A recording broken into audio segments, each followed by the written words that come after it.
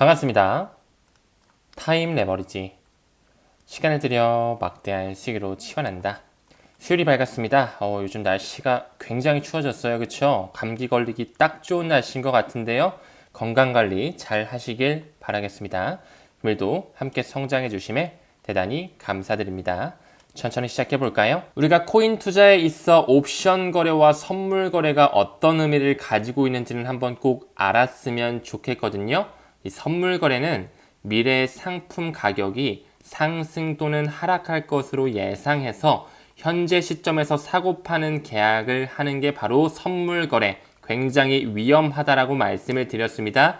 그들이 롱숏 물량을 충분히 털어먹은 이후에 원하는 방향대로 시장을 드라이빙 할 수 있는 토대가 이미 마련이 됐다. 세력들이 코인판을 이미 장악하고 있다라고 말씀을 드렸죠.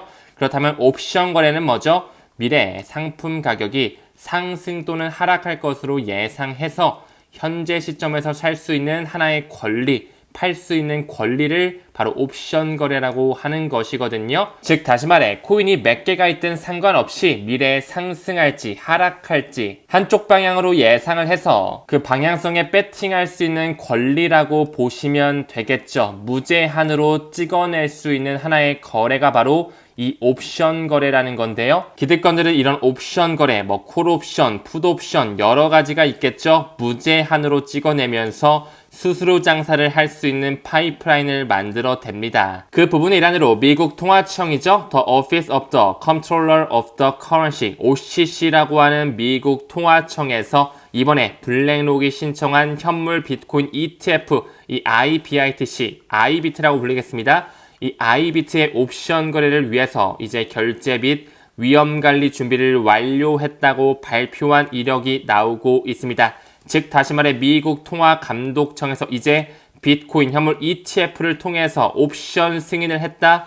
여러 가지 파생 상품을 찍어낼 준비 완료가 됐다라는 것, 기관의 자금이 더욱더 공격적으로 매섭게 들어올 수 있는 시그널이 포착되고 있다라는 것이겠죠. 방송을 촬영하는 시점으로 비트코인의 가격 1억 2천만 원 중반대 후반대 왔다 갔다 하고 있는데요. 이제 슬슬 비트코인 쪽으로 다시 돈이 유입될 준비, 옵션 승인 출시가 임박됐다. 그와 더불어서 스테이블 코인의 시가총액 자체도 계속적으로 발행되고 있다. 사상 최고치를 찍고 있다라고 말씀을 드렸죠. 우리가 주목해야 되는 4년의 사이클이 있다라고 말씀을 드렸습니다. 비트코인의 사이클과 미국의 대선 사이클이 맞아떨어지는 움직임을 보여주고요.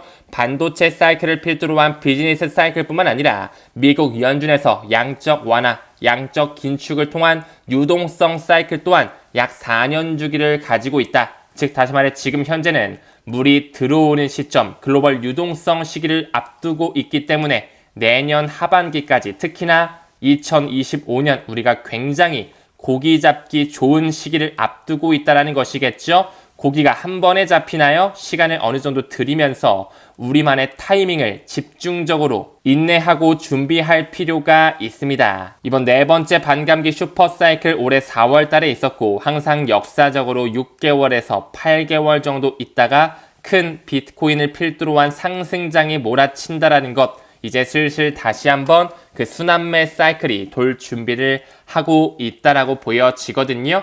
지금 현재 비트코인 도미너스 다시 60 극 초반 정도를 보여주고 있고 62에서 63까지는 충분히 올라주면서 다시 한번 비트코인의 시가총액의 덩치가 점점 커지는 모멘텀이 나오게 될 것입니다. 아직까지 이 알트코인 시즌 인덱스를 봤을 때 100 만점에 40 정도, 알트코인은 아직 시작조차 안 했다라고 말씀을 드렸죠. 그 부분의 일환으로 이더리움 또한 현물 ETF가 승인됐지만 옵션 상장에 있어서는 계속적인 시간 끌기를 하고 있다. 아직까지 이더리움에 대한 폭발은 나오지 않았으며 가격을 그들은 의도적으로 누르고 있다라고 보고 있거든요. 머지않은 시점 이더리움에 대한 폭발 또한 나올 수밖에 없는 수순이라는 거. 이 시기가 이더리움 현물 ETF의 옵션 상장에 대한 그 모멘텀과 연결될 확률 굉장히 높다라고 생각을 합니다. 원래는 11월 중순까지 이더리움에 대한 옵션 거래 승인 또한 여부가 나오기로 했는데요. 이번에 또 한 번의 연기가 나왔거든요. 그들끼리 시기에 저울질을 하고 있고 어느 한순간에 알트코인의 대장인 이더리움 또한 충분히 올타임 하이 전고점을 넘어갈 수밖에 없는 시기 연출될 수밖에 없습니다. 지금은 우리가 천천히 시간을 기다리면서 조정이 온다면 오히려 DCA의 기회 순간으로 받아들일 필요가 있겠죠? 현재 XRP 또한 차트적 패턴을 봤을 때 16년도와 17년도 엄청난 메가 펌핑의 그 상승과 어깨를 나란히 할 수 있는 볼린저 밴드의 얄쌍한 폭이 연출되어 있다라고 말씀을 드렸고 그와 더불어 고래 지갑의 움직임을 미루어 보더라도 XRP 엄청난 양을 개인 지갑으로 이동시키고 있다? 큰 변동성이 나올 가능성이 있다라는 것. 지금 현재 우리는 이더리움과 XRP 꾸준하게 펀더멘탈에 집중하면서 물이 들어오는 시기, 상승, 폭발의 시기를 기다리고 있는 때입니다. 절대 조급할 필요가 없고요. 이더리움뿐만 아니라 리플 역시 더더욱 수량에 집중해야 되는 코인이라는 거 다시 한번 좀 강조드릴 수 있을 것 같네요. 그 부분의 일환으로 리플의 CEO 브래드 갈링하우스가 시가총액 암호화폐 전체 캐파시티를 5조 달러까지는 갈 것이라고 예상했죠. 그 타임라인이 언제였냐? 2024년에 올해 4월달 기사거든요. 리플의 CEO가 올해 연말까지 암호화폐 시가총액 5조 달러 정도는 돌파할 것이라고 얘기했구나. 그 세계 경제 포럼에서 연설자로 나오는 브래드 갈링하우스의 언급 또한 우리가 굉장히 눈여겨볼 필요가 있는 언급이겠죠. 지금 현재 암호화폐 전체 시가총액 3.2조 달러 정도 되네요. 약 1.5배 정도는 올해까지 충분히 더 오를 수 있다는 것. 이제 이번 달도 얼마 안 남았죠. 11월과 12월 굉장히 좋은 상승장이 연출될 수 있다는 거 굉장히 기대해 볼 수 있을 것 같고요. 이제 또 다음 달 2일을 기점으로 12월 2일을 기준으로 해서 이제 국회에서 가상자산에 대한 세금 유예할지 말지에 대한 어느 정도 가닥이 잡히게 되거든요. 천천히 지켜보면서 암호화폐 시가총액이 브래드 갈링하우스 말처럼 올해까지 5조 달러 가는지 안 가는지 얼마나 증폭되는지 또 천천히 눈여겨봐 주셨으면 좋겠습니다. 저는 개인적으로 금투세와 함께 가상자산 세금 유예 또한 충분히 연출될 수 있다라고 생각을 하거든요. 아직까지는 불확실성에 놓여져 있지만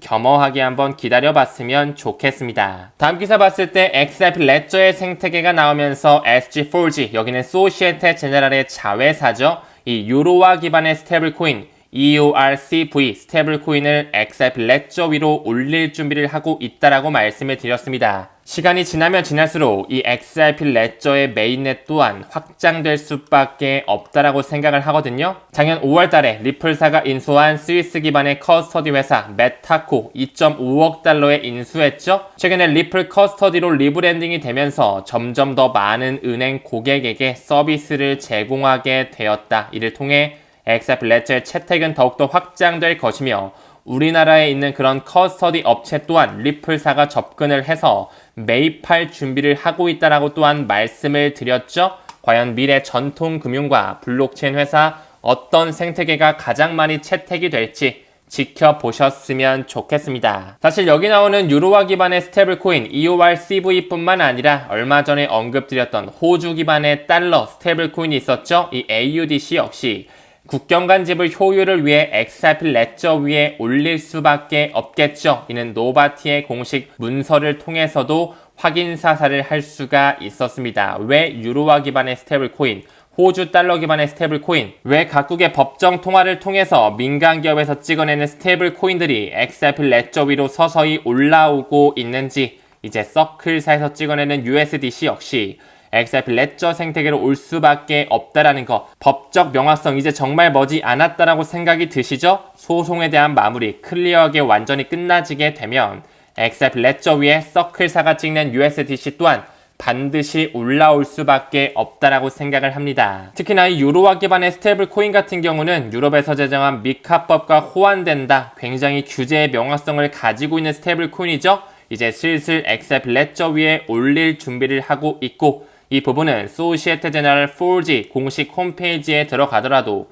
이더리움 메인넷뿐만 아니라 솔라나 메인넷뿐만 아니라 이제 XRP 레저 위에 EOR 미카 호환, 미카법을 준수하고 있는 유로화 기반 스테이블 코인을 올릴 준비를 하고 있다라는 이런 발걸음을 볼 수가 있습니다. 사실 서클과 양대 산맥을 이루고 있는 테더, 이 USDT는 미카법의 승인을 받지 못했죠. 올해 10월 4일 기사인데요. 미국의 최대 거래소 코인베이스에서도 이제 슬슬 유럽의 그 미카법 미승인된 스테이블 코인은 상장 폐지할 수밖에 없다. 앞으로 테더에 대한 큰 타격이 예상된다라는 예고편을 우리한테 알려주고 있죠. 유럽 연합을 필두로 한 미카법의 경우 올해 7월 1일 때부터 발효가 됐거든요. 이제 슬슬 테더의 사용자들이 USDC로 전환을 촉구받고 있다라는 거. 아직까지는 USDT의 점유율 60, 70%를 자랑하고 있지만 그 자리를 과연 어떤 스테이블 코인이 채우게 될까요? 저는 개인적으로 이제 출시가 머지않았죠.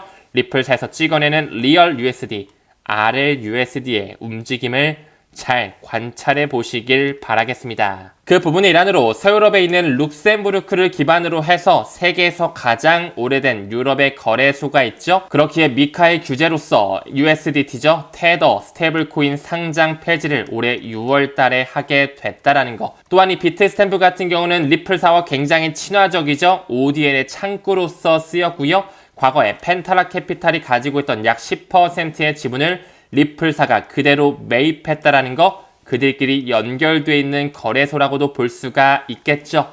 왜 비트스탬프에서 미카 법안에 따라서 테더, USDT 스테이블 코인을 중단시키게 됐는지, 왜 테더의 스테이블 코인을 미카 법안에서는 받아들이지 않고 있을까요? 단순하게 생각했을 때 테더는 중국과 홍콩 기반의 회사이기 때문에 미국의 입김으로써 USDC는 승인해주고 USDT는 뭔가 왕따시키는 듯한 느낌이 나지만 이 테더의 위에 있는 iFinex, 그를 뒷받침하고 있는 크라켄, 그리고 코인베이스 벤처스와 갤럭시 디지털, 미국과 영국의 사모펀드들의 자금이 질비하게 나열되어 있다는 것을 알게 된다면 그들의 움직임과 일맥상통한 하나의 자작극으로 보고 있습니다. 또한 최근에 미국의 암호화폐 주식 플랫폼이죠. 이 로빈후드에서 유럽의 최대 거래소였던 이 비트스탬프를 완전히 인수했죠. 겉으로는 미국 외 지역의 확장을 위해서 2억 달러라는 거금을 들여서 암호화폐 거래소 비트스탬프를 인수했다라고 하지만 이제 로빈후드가 비트스탬프를 완전히 인수하면서 USDT가 설 자리가 점점 좁아지게 될 것입니다. 과연 그 자리를 누가 채워가면서 기관의 채택을 받게 될지 다음 달이라고 좀 말씀을 드렸었죠.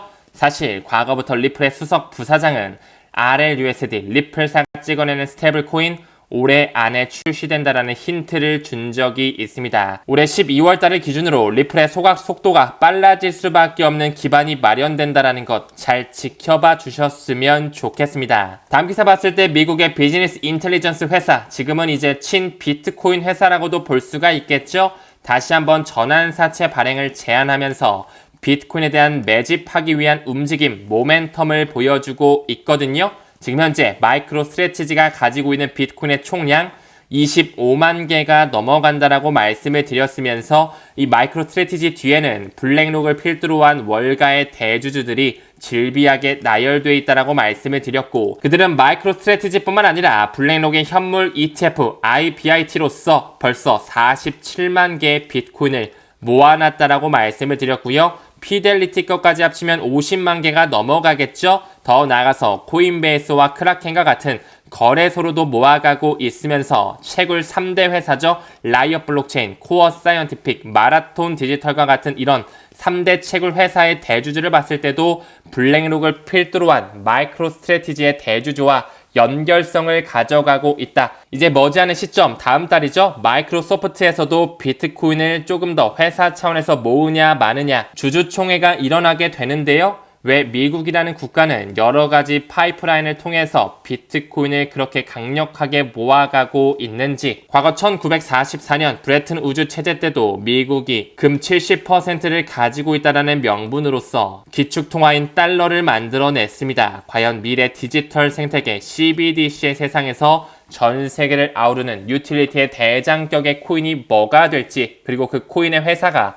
어느 나라에 있는지 잘 생각해 보셨으면 좋겠습니다. 다음 기사 봤을 때 이제 슬슬 캘리포니아 법원에서 크라켄과 SEC의 법적 공방 중간 항소를 기각하는 움직임 조금씩 기조를 느끼셔야 됩니다. 한 번 더 나가서 최근 10월 7일 기사죠. 코인베이스 아직까지 SEC 법적 공방 끝나지 않고요. 여기도 지금 항소를 요청 한 해 만에 하면서 진흙탕 싸움으로 가고 있고 리플 또한 아직까지도 진흙탕 싸움에서 헤어나오지 못하고 있죠. 머지않은 시점 규제에 대한 명확성 올 수밖에 없다라고 생각을 하고요. 이제 슬슬 트럼프 행정부가 코인베이스의 CEO와도 만나서 비공개 회동을 예정짓고 있다.